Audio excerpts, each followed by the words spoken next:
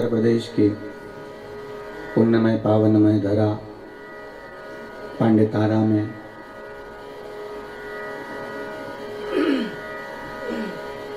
स्वर्गीय श्री राज बहादुर हैं। पर थोड़ा सा दुख अगर हमारी जिंदगी में सम्मुख में आ जाता है तो हम रोना चालू कर देते हैं, हम बिलखना चालू कर देते हैं। हम ये भूल जाते हैं कि परमात्मा ने अगर सुख में हमारा साथ दिया तो दुख में भी तो देगा, छोड़ तो ना देगा वो।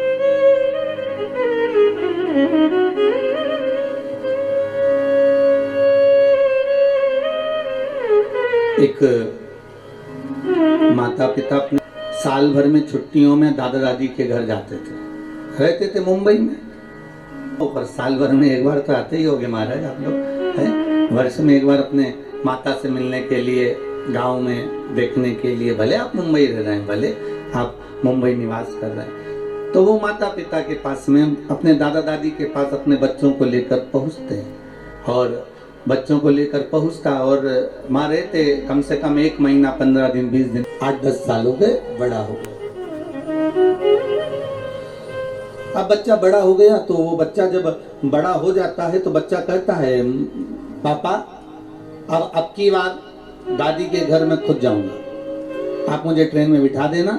और मैंने सब देख लिया कि ट्रेन में कहाँ से बैठना है, कहाँ उतरना है, कैसे बैठना है, क्या करना है, टिकट कहाँ से लेना है, सब मैंने देख लिया। आप चिंता मत करना, मैं बैठ जाऊंगा और चले जाऊंगा। लड़का हो गया बड़ा, 12-15 साल का, 20-15 साल का, और 10-15 साल का बालक बोला अब मुझे जाने दो, अब मेरे को जाना है। नहीं चल रहा है, ये सफर बहुत लंबा है, तुम जाकर करोगे क्या, हम तुम्हारे साथ चलते। नहीं माँ, नहीं पापा, नहीं बाबूजी, मैं भी चलूंगा। ठीक है चलो, अब आप मत जाओ, हम चले जाएंगे। बबुआ को टिकट दिला दिया और बालक को जब टिकट दिलाया ट्रेन का, पिताजी उसको स्टेशन छोड़ने के लिए गए, समझाया आराम से बैठना, डरना नहीं, टीटी आए, टीसी आए, उसको टिकट दिखा देना और बिल्कुल मत घबराना हो। और भोजन रख दिया है झोले के अंदर, खा लेना, स्टेशन पर उतर जाना, ध्यान रखना, आराम से जाना, चिंता मत करना। और बेटा कहने लगा पापा मैंने साफ देख लिया है, आप चिंता मत करो, मैं आराम से चले जाऊंगा, आप क्यों टेंशन ले रहे हो, आपको चिंता करने की जरूरत नहीं, मैं साफ पहुंच जाऊंगा, अब तो मैंने देख लिया, अब आपको टेंशन नहीं है, हो आज तो जाओ। पिताजी ने जेब में से एक पर्ची निकाली और बेटे के जेब में दे दी, ले ये पर्ची रख ले तेरे पास में, जब तुझे कहीं भय लगे, कहीं ऐसा लगे कि जरूरत है, तब इस पर्ची को निकाल लेना, थोड़ा सा पढ़ लेना। हो ठीक है। बेटे ने पर्ची आगे वाली जेब में रख ली, बेटा चले गया। ट्रेन आ गई, बेटा चढ़ गया, बैठ गया, चले, ट्रेन चल दी, इसको जगह मिल गई, बड़े आराम से बैठा हुआ, बड़े आराम से,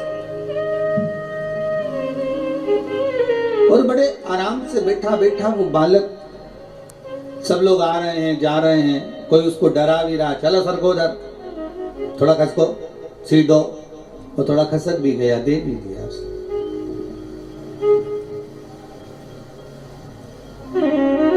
2-4 गांव निकल गए, एक आदमी चढ़ा, सीट के चक्कर में उसको डराने लगा, आंखें दिखाने लगा, वो घबराने लगा, आंख में से आंसू बहने लगे, भूख भी लग रही थी, रो रहा था।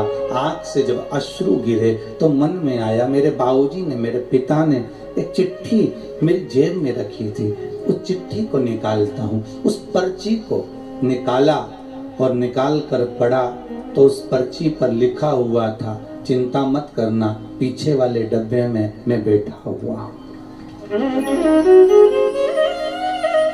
डब्बे में मैं बैठा हुआ हूं। बेटे का विल पावर मजबूत हो गया, आंख का आंसू पोंछ लिया, अब डरता नहीं है क्योंकि पीछे वाले डब्बे में पिता बैठा हुआ है। जीवन में इस तरह के दुख, तकलीफ, कष्ट जिंदगी में बहुत आएंगे, डराने वाले भी मिलेंगे, घबराने वाले भी मिलेंगे, आंख दिखाने वाले भी मिलेंगे। आंखों में आंसू जब आए तो चिंता मत करना, इस कथा को, शिव महापुराण की इस कथा को याद करना कि पीछे वाले डब्बे में मेरा भोलेनाथ बैठा हुआ है, चिंता करने की जरूरत नहीं है, वो तो अपना कर्म किए जा।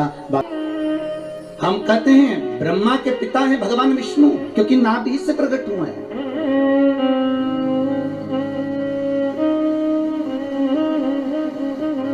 ब्रह्मा के पिता हैं भगवान विष्णु, पर भगवान विष्णु के अगर कोई पिता हैं, स्वयं ब्रह्मदेव ने पूछा कि आपका पिता कौन, और ब्रह्मा और विष्णु ने मिलकर एक खंबे का, एक सुंदर पर्वत का घर्षण करना प्रारंभ करा, एक पर्वत को घुमाना प्रारंभ करा, और उस पर्वत के घुमाने से एक लिंगायत आकृति प्रकट हो गई। उस लिंगायत आकृति से आवाज आ गई कि हे नारायण, तुम मुझे पहचानना चाहते हो? भगवान विष्णु हाथ जोड़कर बोले, प्रभु आपको कौन नहीं जानता, मैं तो जानता हूं आप। परंतु ये ब्रह्मा के मन में आश्चर्य पड़ा हुआ है ना कि मेरा पिता कौन है, जगत का नारायण, और नारायण का पिता है कौन आखिर?